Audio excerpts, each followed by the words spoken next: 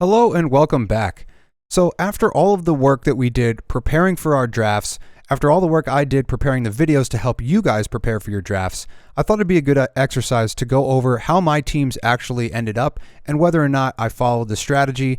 I tried to in every case, but obviously certain things play into factors that maybe impact whether or not I get player X or player Y.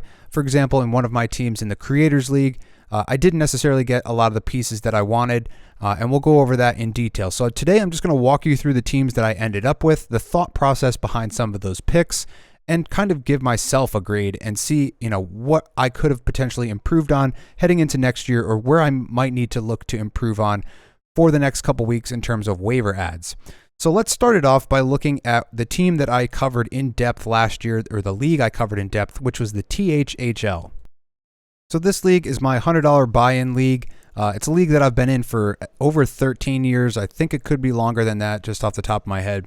But this is my team over here, Byram UIK. I had the 6th draft pick. So at that point in the draft, if you can see here, McDavid obviously gone, Draisaitl gone, McKinnon gone.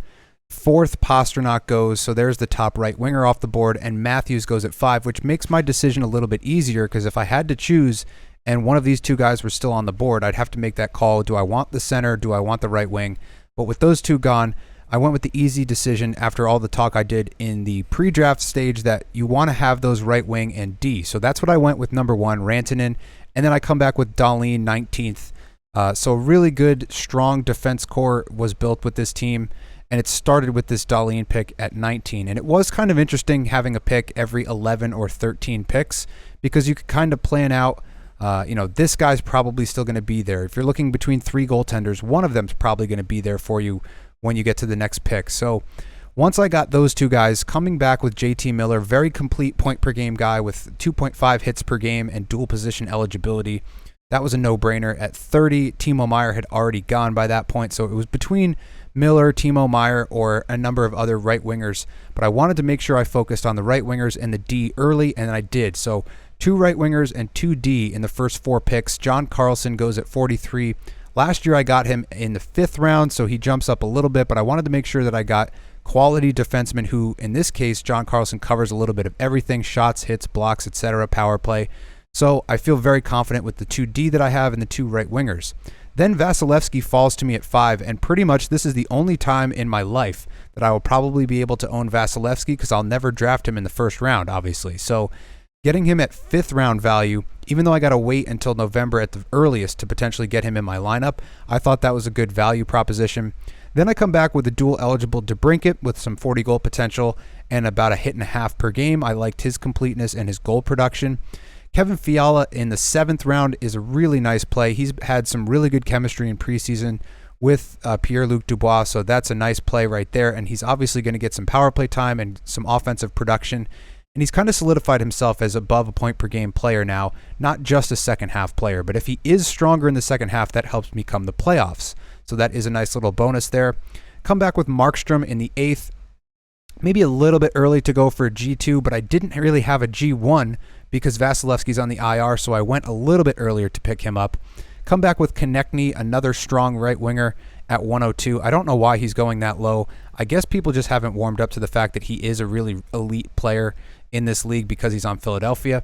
And I don't know how Philip Forsberg dropped to me at 115. He's an extremely complete player when he's healthy. He only plays about 65 games a year, but for those 65 games, he's really good.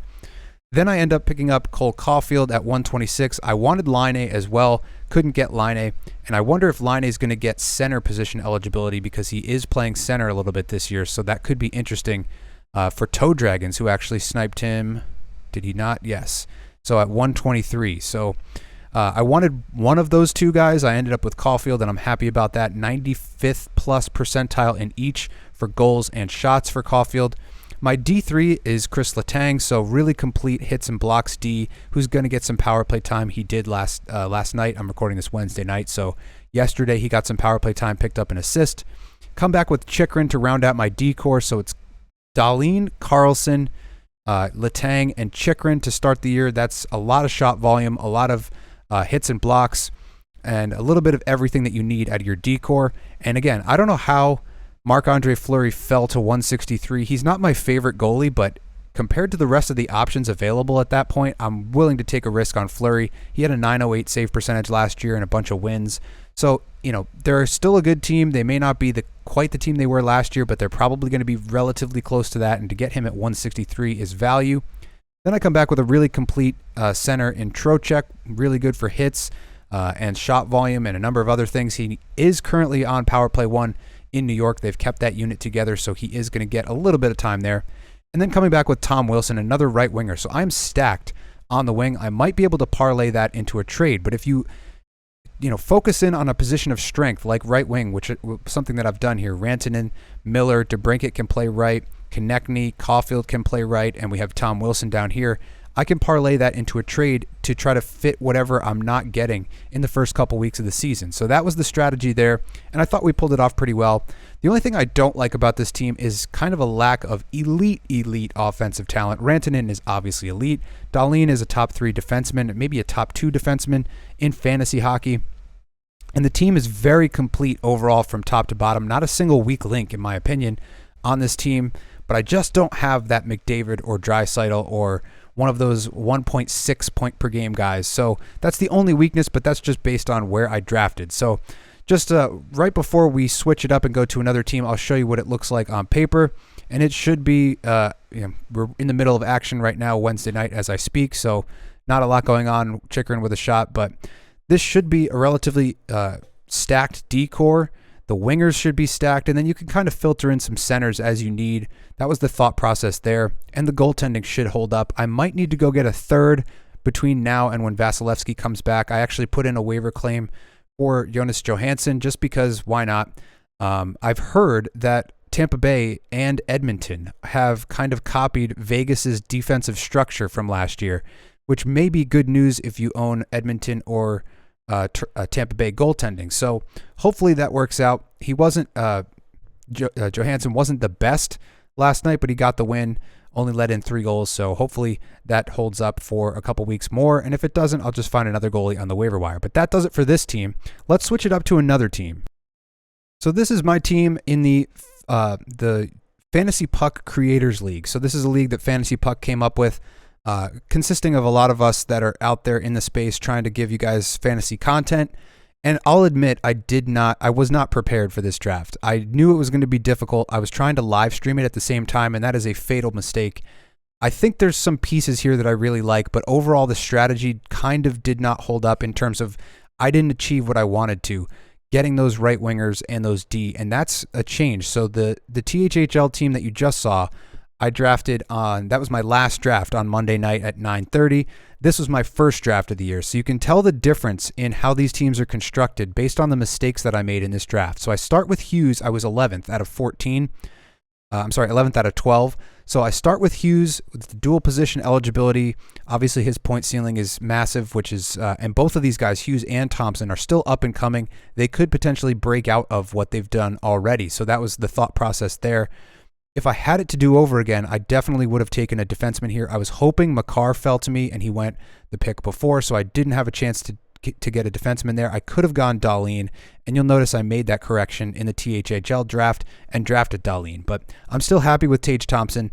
I've already gotten a trade offer from Fired Up Fantasy to trade Hughes and Thompson. I will not be accepting that offer, but I am looking to upgrade my D. My first defenseman is Josh Morrissey, who I do like. And then I come back with Georgiev in the 4th round, and this is a league that weighs wins a little bit heavier and some save volume as well. So I was thinking about the wins. It was between Georgiev and Saros, and to me, Georgiev should win more games than Saros this year, so that's why I went with Georgiev, though I do love UC Saros in general. Getting Panarin at 59 I think is massive value, and then I come back with Konechny because I desperately need those strong right wingers here. And I didn't have any right wingers at the time. So 6th round, getting your first right winger is not ideal, but I do like Konechny as a player. At this point in the draft, the D were thinning out quite a lot. So getting Brandon Montour was the best available option. And when he's healthy, he's an extremely complete defenseman. He's quarterbacking that power play, but he's obviously out for a little bit. So I'll have to put him on IR and kind of manage until then. Then I come back with Toffoli. I really like his exposure. Currently, he's slotted to play with Jack Hughes, so that will be an interesting development. He's usually a 30-goal guy without Jack Hughes, so hopefully putting them together will be, connecting dots, A plus B equals C type of thing. Then I come back with Buchnevich, who's a really underrated player, and a lot of you know about Buchnevich out there, and were telling me to shut up about him in the pre-draft stage. I kind of did, but I ended up picking up Buchnevich here at 107. Then I get Thomas Chabot, another one of those D in the D2, D3 video that I did, or the video I did on D that was a D2, D3, who's getting some power play time, covers a little bit of peripherals, but not crazy in terms of peripherals. And because I'm towards the back end of the snake, I was able to push back my goaltending a little bit, even though I did get Georgiev, and I got the Vegas tandem, so Thompson and Hill. Then I come back with Kadri. I think the Calgary Flames are going to be a much improved team this year, and this was the exposure I could get, probably top line exposure with Huberdeau. Then I come back with Spurgeon. He's already out for the year, or not for the year, but out, not starting the year, so had to drop him already. Also had to drop Brant Clark, who didn't make the team.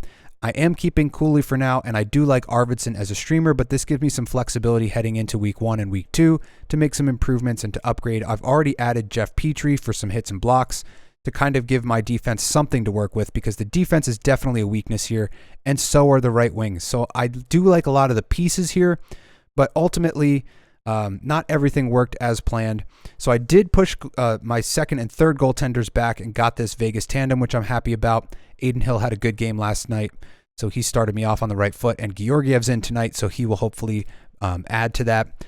But obviously, if I had it to do over again, I would try to get some stronger right wingers and one more, top power play quarterback defenseman. But overall, I think I can work with this, and we could parlay some of these guys into some trades and make some moves and hopefully even out the team a little bit. But this is some really stiff competition. These guys all picked really good teams.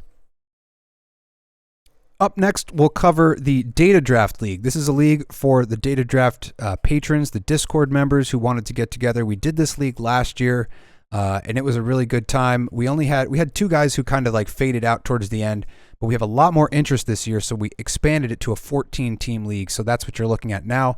I'm over here on the left. What a name here, Wu Latang Clan. Pretty clever there.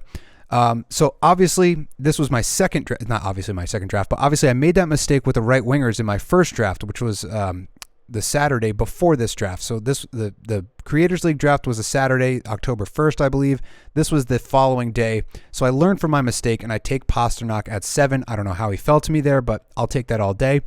Then I come back with Tim Stützle, dual position center left wing, very complete, and he has some more upside baked into his file, just being a young and up-and-coming player on a really good offensive team.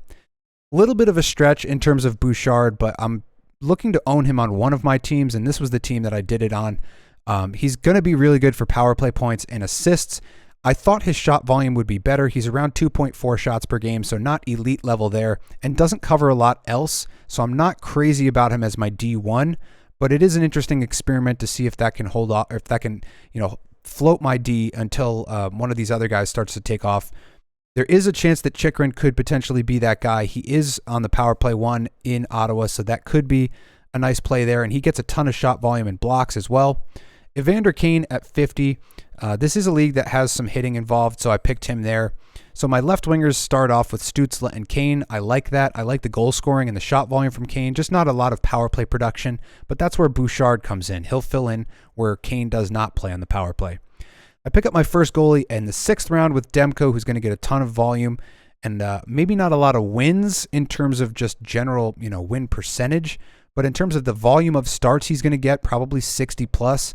I would imagine he wins half of those games and you're still ending up at 30 wins. If you took a guy who's only going to play 50 games and his win ratio is better, he'll probably end up with 30 wins as well. So kind of a volume play there. I have Konechny in this draft as well. I might have him in every team. I might not. Actually, I don't have him in the other teams. So 3 out of 4 teams I have Konechny on. Really underrated player. Getting him at 91 is good. Pietrangelo, kind of an underrated defenseman. Everybody in Vegas blocks shots, so he does that as well. He gets the power play 1 time, and he's been, a rock back there. He's not my favorite defenseman because he's not as flashy. He doesn't give you that point ceiling, but he should be relatively complete. Then I come back with Kemper at 119. Ehlers, who I really like on a bounce back here, after missing some time with injury last year. Boone Jenner, an incredibly complete dual eligible center. Bo Horvat, a goal-scoring shot volume guy, getting him in the 12th round is nice value there. Korpisalo at 175 is insane. He's basically a G1 in my opinion. He could be a 1A. Forsberg has looked pretty good at times, and he did come off of, I think, dual MCL surgery last year or something to that effect. So that might affect Forsberg's ability to play, but Forsberg is usually a really good goaltender when he's in. So you might go the tandem route with these Ottawa guys, but getting Korpisalo at 175 is value to me. I go back with Cooley again, just taking a flyer, high risk, high reward play deeper in the draft. Same thing with Kane. And then coming back with Hronek because I needed a defenseman. He does do a little bit of shot blocking. He had some power play time before getting traded to Vancouver.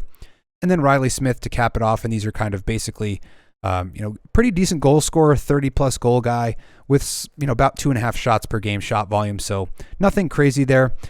This team is a little bit weaker. So if I were to say, I'd give my THHL team a B+, A-, maybe an A- just because of the completeness of the team. It was, just lacking in that elite 1.5 plus point per game range. The second team, the Creators League team, I would give it a C+, maybe a B- just because of the top end guys that I had and some of the value, the Panarin pick that I got. This team, I would say maybe in that same range, C+, B-. Nothing crazy here. I did cover a little bit of some of the stuff that I wanted. I did get the right winger.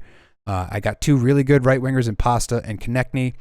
And then I added some really good left wingers, Ehlers, Kane, and Stützle. But again, the D is not the best. The goaltending should be really good, but I would like to have a little bit better defense in this league.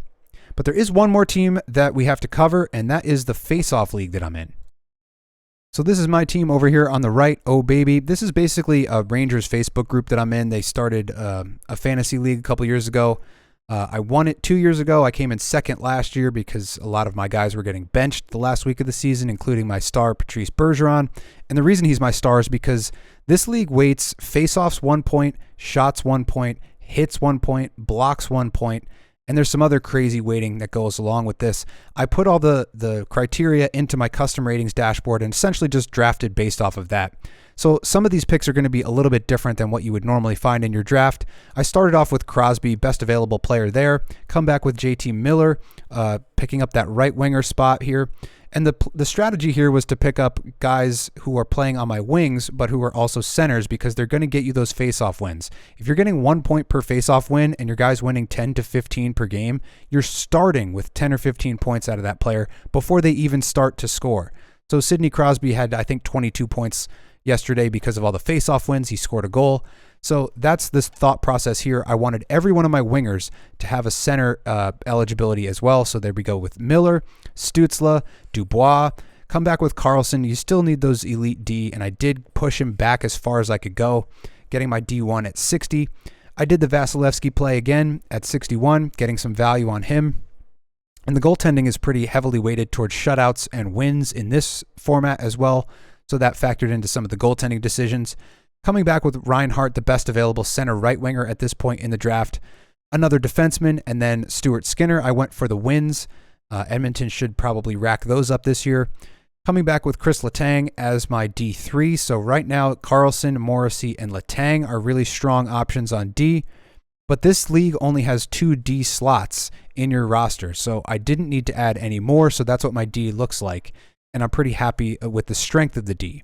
Then just getting a bunch of face-off centers, and I pushed those back until the end, just trying to, maximize the face-off volume that I got. So JG Pajot, coming back with Markstrom, who should be a bounce-back candidate this year. Another goaltender in Aiden Hill down here, and Logan Thompson. I got the tandem there because I was at the back end of the snake, as per the strategy that I laid out in the draft strategy video. And then I pretty much just put it on auto draft and set up a bunch of guys in the queue.